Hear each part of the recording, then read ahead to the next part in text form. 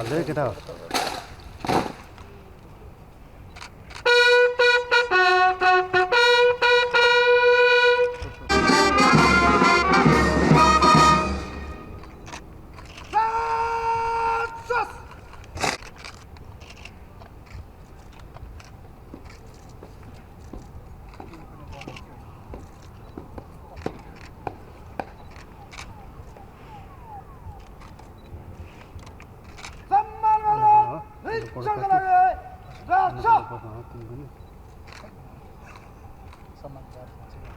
हुन्छ हुन्छ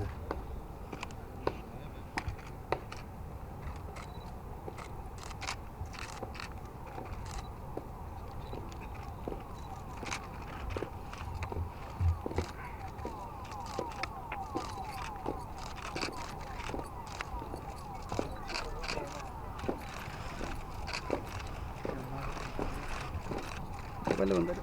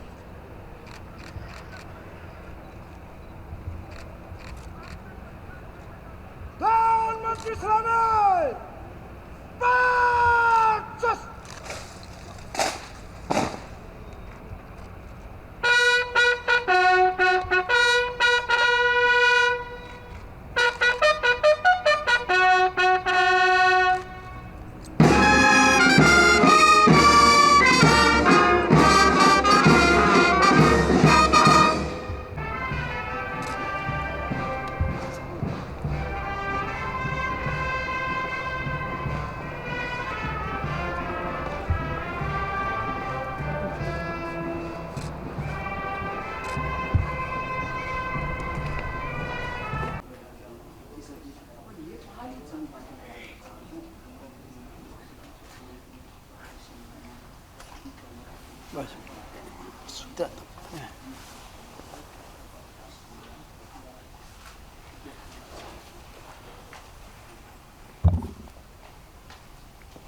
मन्त्रीज्यू, माननीय राज्य मन्त्रीज्यू, नेपाल सरकारका मुख्य सचिवज्यू, परराष्ट्र मन्त्रालयका सचिवज्यू तथा आदरणीय सञ्चारकर्मी मित्रहरू, मित्र राष्ट्र भारतका प्रधानमन्त्री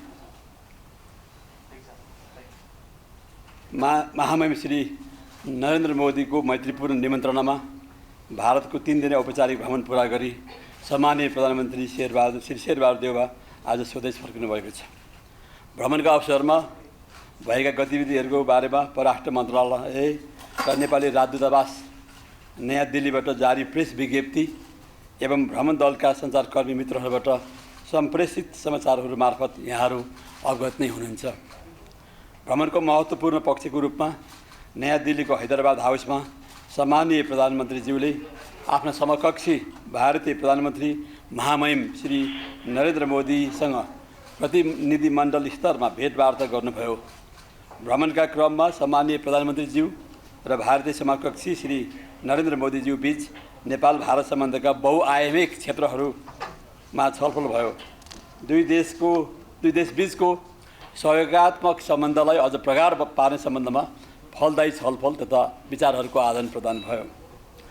यसै सिलसिलामा उच्च तहमा भ्रमणको आदान प्रदान गर्ने, स्वास्थ्य तथा शिक्षा क्षेत्रमा सहयोग विस्तार गर्ने, ऊर्जा क्षेत्रमा व्यापार तथा क्रस बोर्डर ट्रान्समिसन लाइन निर्माणलाई प्राथमिकता दिने, सीमा पार कनेक्टिभिटी बढाउन रेलवे सेवा सञ्चालन कार्य अगाडि बढाउने, पुल निर्माण तथा एकीकृत जाँच चौकी एवं आन्तरिक कन्टेनर डिपो जस्ता पूर्वाधार निर्माण कार्य अगाडि बढाउने, द्विपक्षीय व्यापार विस्तार गर्ने साथै रासायनिक मल उपलब्ध गराउने लगायतका विषयमा छलफल भयो। नेपालको विकासमा भारतको सदा साथ र सहयोग रहेको छ। भारतीय प्रधानमन्त्री श्री नरेन्द्र मोदीले दुई देशबीच विकास एवं आर्थिक सहकार्य सम्बन्धी नेपालका प्रस्तावहरूलाई भारतले सकारात्मक रूपमा अगाडि बढाउने बताउनु भएको छ। भैरवा र पोखरामा अवस्थित अन्तर्राष्ट्रिय विमानस्थलहरूमा सहज उडान सञ्चालनका लागि एवं नेपालको हवाई ट्राफिकलाई मध्यनजर गर्दै नेपाललाई महेन्द्रनगर, नेपालगञ्ज र जनकपुरबाट थप एयर इन्ट्री रुट उपलब्ध गराउने विषयमा छलफल गरिएको छ। यसैगरी गौतम बुद्ध अन्तर्राष्ट्रिय विमानस्थल सञ्चालनका लागि अविलम्ब नियर बोर्डर अपरेसन सहमतिका लागि भारत सरकारसँग प्रधानमन्त्री श्री देउवाले अनुरोध गर्नुभएको छ। भ्रमणका अवसरमा दुवै प्रधानमन्त्रीको समुपस्थितिमा ध्याय बमोजिमका 4 विषयमा भर्चुअल माध्यमबाट सेवाको उद्घाटन एवं प्रगति अवलोकन गरिएको छ। जयनगर जनकपुर रेल सेवाको सञ्चालन, Jaynagar Janakpur cross border rail link project, भारतीय सहयोगमा नेपालमा निर्माण सम्पन्न 132 KV Solu corridor transmission line, 132 KV DC Solu corridor transmission line project, स्वास्थ्य क्षेत्रमा निर्माणाधीन 132 वटा हेल्थ पोस्ट निर्माण कार्य, कन्स्ट्रक्सन अफ 132 हेल्थ फेसिलिटिज र नेपालमा एसबीआई ब्याङ्कबाट जारी रुपैयाँ कार्ड सञ्चालन, लन्च अफ रुपैयाँ कार्ड। साथै यही भ्रमणका अवसरमा दुई देशबीच निम्न दस्तावेजहरूमा हस्ताक्षर सम्पन्न भएको छ। MOU for enhancing technical cooperation in railway sector, framework agreement of international solar alliance, agreement between NOC and IOC for supply of fuel for 5 years, agreement between NOC and IOC for sharing technical expertise। साथै जलविद्युत क्षेत्रमा नेपाल भारत बीच दीर्घकालीन सहकार्यलाई मजबुत गर्ने उद्देश्यका साथ हामीले Nepal India joint vision statement on power सेक्टरमा सहमति भएको छ। उद्देश्यका साथ Nepal India joint vision statement on power sector कोअपरेसनमा सहमति भएको छ। नेपाल र भारत बीच जलविद्युत उत्पादन, प्रसारण लाइन निर्माण र जलविद्युत व्यापार बढाउने विषयमा पनि कुराकानी भएको छ। भारतीय प्रधानमन्त्री मोदीजीको नेतृत्वमा भारतले आर्थिक तथा प्राविधिक क्षेत्रमा हासिल गरेको प्रगतिको प्रशंसा गर्दै प्रधानमन्त्रीज्यूले नेपालको पूर्वाधार तथा मानव स्रोत विकासमा भारतले गरेको सहयोगको सराहना गर्नुभयो र यस्तो सहयोग निरन्तर रहने विश्वास व्यक्त गर्नुभयो। साथै नेपालको भारतसँगको सम्बन्ध उच्च प्राथमिकतामा रहेको समेत बताउनु भएको छ। त्यसैगरी वित्तीय क्षेत्रमा LOC 4 अन्तर्गत $500 मिलियन उपयोगका लागि सिग्नेचर परियोजना प्रस्ताव गर्न भारतीय पक्षबाट अनुरोध भएको छ। दुई प्रधानमन्त्री बीच स्वास्थ्य क्षेत्रमा सहयोगका लागि तनहुँमा स्थापित JP कोइराला राष्ट्रिय श्वास प्रश्वास रोग केन्द्रलाई JP कोइराला स्वास्थ्य विज्ञान प्रतिष्ठानको रूपमा विकास गर्ने विषयमा छलफल भएको छ। दुई प्रधानमन्त्री बीच सीमा सम्बन्धी विषयहरूमा कुराकानी भएको छ। दुई देशबीच स्थापित संयन्त्रहरू मार्फत सीमा सम्बन्धी विषयहरू संवाद र कूटनीति मार्फत समाधान गर्ने कुराकानी भएको छ। भारतका महामहिम प्रधानमन्त्री श्री नरेन्द्र मोदीले नेपाल र भारत दुई छिमेकी राष्ट्रबीचको सम्बन्ध सदियौँदेखि सामाजिक, सांस्कृतिक, आध्यात्मिक तथा भावनात्मक सम्बन्ध विकसित भएको र जनता बीचको सम्बन्ध प्रगाढ रहेको उल्लेख गर्नुभयो। नेपालको विकास र उन्नतिको लागि सहयोग गर्न भारत सदैव तत्पर रहेको बताउनुभयो। भारतको सहयोग नेपाललाई नेपालको प्राथमिकता क्षेत्रमा निरन्तर रहने विश्वास दिलाउनुभयो। त्यसैगरी सम्माननीय प्रधानमन्त्रीज्यूसँग भारतका विदेश मन्त्री महामहिम डाक्टर S जयशंकर तथा राष्ट्रिय सुरक्षा सल्लाहकार श्री अजित डोभालले शिष्टाचार भेट गर्नुभयो। उक्त अवसरमा आपसी हितका विषय तथा सम्बन्धलाई अगाडि बढाउने विभिन्न विषयहरूमा महत्त्वपूर्ण छलफल भएको छ। नयाँ दिल्ली पुगेको दिनमा सम्माननीय प्रधानमन्त्रीज्यूले नेपाली राजदूतावास नयाँ दिल्लीले आयोजना गरेको स्वागत कार्यक्रममा सरिक हुनुभयो। सो अवसरमा उहाँले नेपाली समुदायसँग अन्तर्क्रिया गर्नुभयो।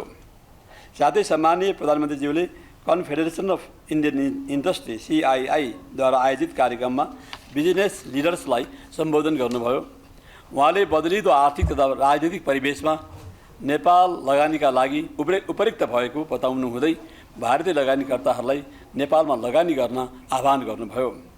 यस क्रममा सरकारको आर्थिक समृद्धिको लक्ष्य पूरा गर्न नेपालमा वैदेशिक लगानी आवश्यक रहेको र सरकारले वैदेशिक लगानीका लागि उपयुक्त वातावरण सिर्जना गर्न विभिन्न नीतिगत तथा कानुनी सुधारहरू गरेको बताउँदै प्रधानमन्त्रीज्यूले भारतीय लगानीकर्तालाई नेपालमा लगानीका लागि आह्वान गर्नुभयो। सो कार्यक्रममा नेपालका निजी क्षेत्रका प्रतिनिधि तथा भारतीय व्यवसायी तथा लगानीकर्ताहरूबीच साझेदारी तथा लगानीका विषयमा अन्तर्क्रिया गर्ने राम्रो अवसर उपलब्ध भएको थियो।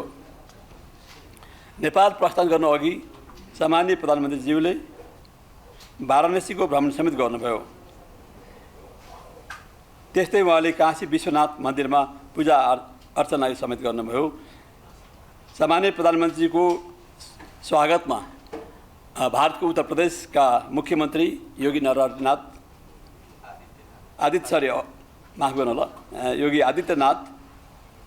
आदित्यनाथ आफै विमानस्थलमा हुनुहुन्थ्यो र बनारसमा उहाँको प्रधानमन्त्री श्री शेरबहादुर देउवाजीको भव्य स्वागत भएको छ।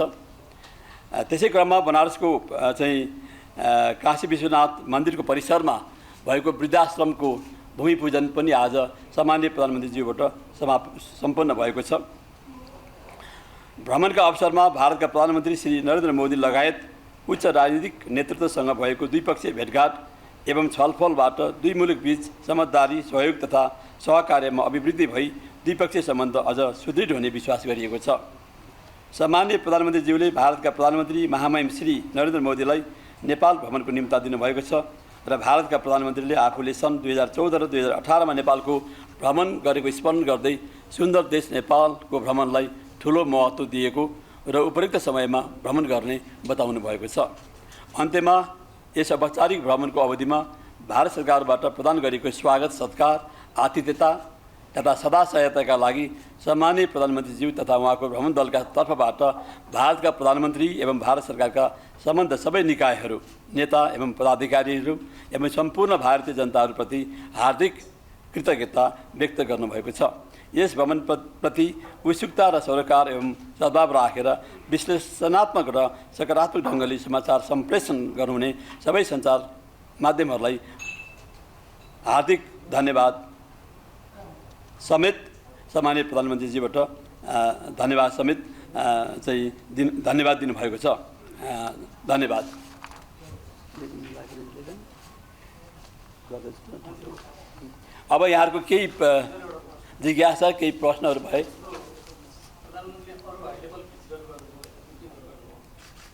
यो पक्कै कूटनीतिक मर्यादाभित्र नरहेको भन्ने कुरा यो चाहिँ एउटा ठिक खालको धारणा होइन। नेपाली कङ्ग्रेसको आदरणीय सभापति भएको पनि नाताले नेपाली कङ्ग्रेसले अन्य विभिन्न देशका पार्टीहरूसँग पनि एउटा चाहिँ मैत्रीपूर्ण सम्बन्ध राख्दै आएको छ। जस्तो चीनको कम्युनिस्ट पार्टीसँग पनि नेपाली कङ्ग्रेसको राम्रो सम्बन्ध छ, पार्टी टु पार्टी। त्यस्तै गरेर चाहिँ भारतको कङ्ग्रेस पार्टीसँग पनि छ र अब अहिले चाहिँ भारतीय जनता पार्टीमा उहाँ प्रधानमन्त्रीको नाताले जानुभएको होइन, उहाँ चाहिँ नेपाली कङ्ग्रेसको सभापति भएको नाताले पार्टी टु पार्टी सम्बन्धलाई विस्तार गर्नुको लागि, सम्बन्ध कायम गर्नुको लागि भनेर उहाँ त्यो बिजेपी पार्टीको चाहिँ हेडक्वार्टरमा मुख्य कार्यालयमा जानुभएको। प्रति अब यो चाहिँ अत्यन्त यो घनिष्ठ सम्बन्ध, मैत्रीपूर्ण सम्बन्धलाई अझ चाहिँ नयाँ उचाइमा पुर्याउनको लागि यो भ्रमण अत्यन्त सकारात्मक भएको छ। अत्यन्त यसले महत्त्वपूर्ण योगदान गरेको हामी सब प्रतिनिधि मण्डलका सदस्यहरूलाई पनि त्यो अनुभूति भएको छ। र यो बिचमा कोभिडको कारणबाट यस्ता उच्च स्तरीय भ्रमणहरू भइरहेका थिएनन् र नेपालको सम्बन्ध अत्यन्त बहुआयामिक छ, अत्यन्त घनिष्ठ छ, मैत्रीपूर्ण छ, तर बहुआयामिक पनि छ। त्यो भएको हुनाले नेपाल भारतका बिचमा भएका आपसी हितका विषयमा, नेपालका हितका विषयहरूमा बडो खुलेर छलफल भयो, त्यो नै ठुलो उपलब्धि हो र यसले नेपाल भारत सम्बन्धलाई अझ प्रगाढ र अझ नयाँ उचाइमा पुर्याउने कुरामा सामान्य प्रधानमन्त्रीज्यू विश्वस्त हुनुहुन्छ, हामी प्रतिनिधि मण्डलका सदस्यहरू विश्वस्त छौँ र भारतले पनि यसलाई अत्यन्त महत्त्व दिएको हुनाले नेपाल भारत बिचको सम्बन्ध यो चाहिँ सामान्य प्रधानमन्त्रीज्यूको भ्रमणबाट अझ बढी प्रगाढ, अझ बढी गहिरो, अझ बढी नयाँ उचाइमा पुग्ने कुरामा उहाँहरूले पनि विश्वास गर्नुभएको छ। अर्को एकजना